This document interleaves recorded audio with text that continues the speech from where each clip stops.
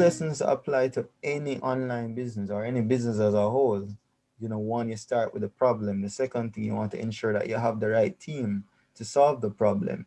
So a couple key things when you're building your team, if you're not going at it alone, is you want to ensure that there is enthusiasm. And this starts with you as the person starting the online business. There has to be enthusiasm because it's a lot of work. It's a lot of work doing online business, or any kind of business getting it started. I mean, after a while, it can be like, an automated business, but starting up, it's a lot of work. So you want to ensure that there's enthusiasm. The second thing, you have to have a little bit of faith. Like you're trying to create $1 million per month business, you have to say that before it is happening so that you can actually accomplish it. Um, Before we started earning those figures, it was difficult to imagine it.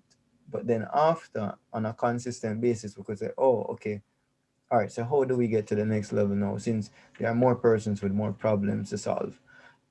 Focus, extreme focus is required.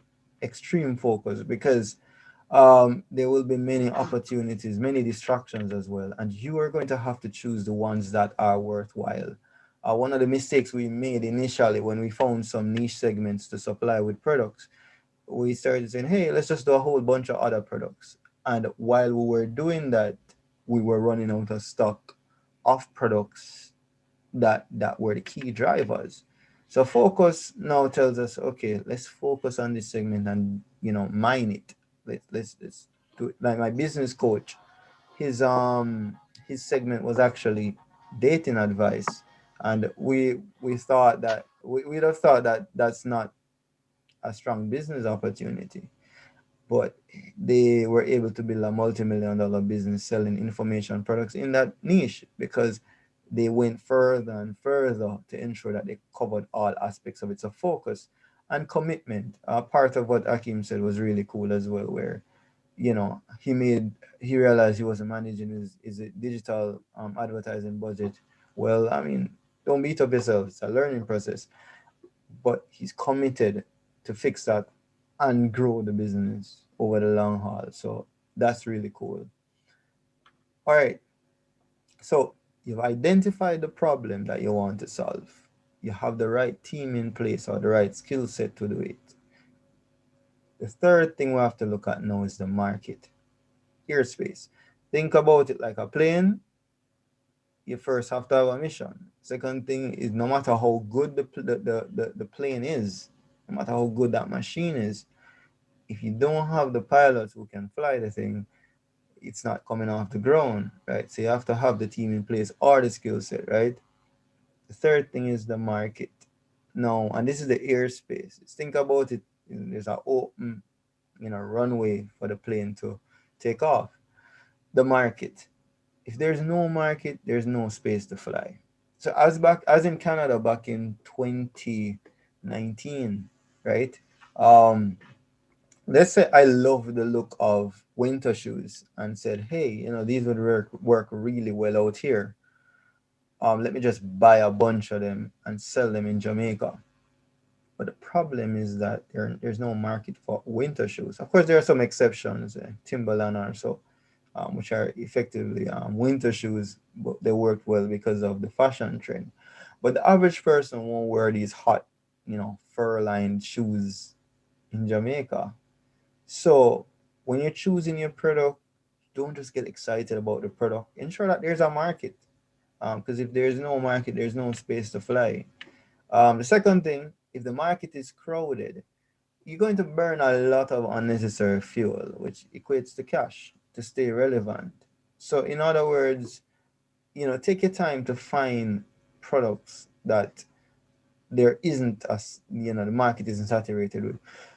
For example, when COVID started, one of the things everyone was a bit tempted to do was, buy and sell masks.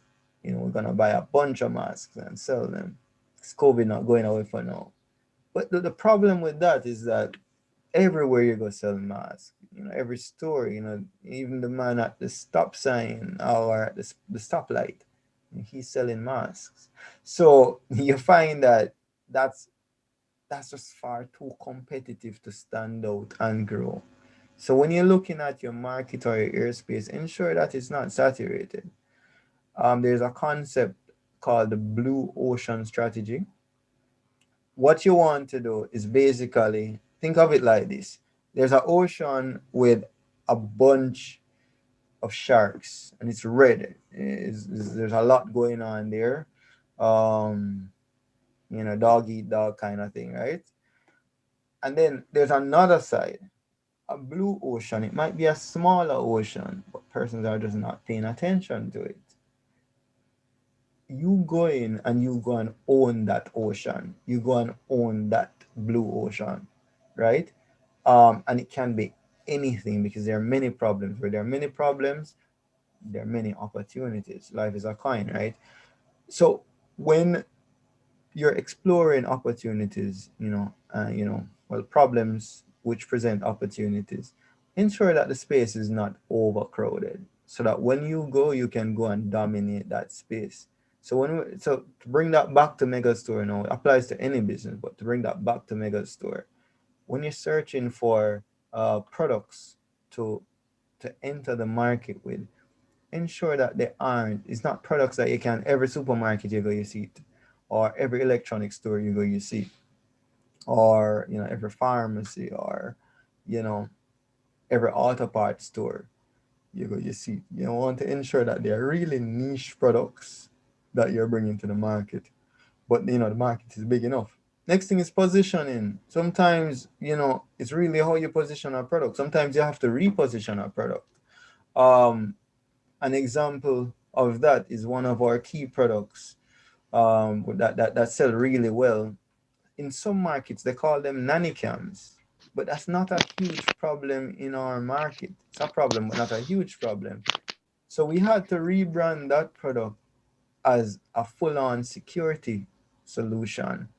So in other words, it's the same product, but we had to reposition it in the minds of our prospects as a full-on security product, because they're not interested in buying a nannycam, but they're interested in buying a full-on smart security solution. It's the same product. It's just how it's communicated, right? So bear that in mind as well in terms of positioning. Um, a lot of the concepts that we share here aren't new. They're just organized in a different way. So you can always look them up: blue ocean strategy, positioning, etc. And now we're gonna get to the exciting part: customer avatar and business avatar.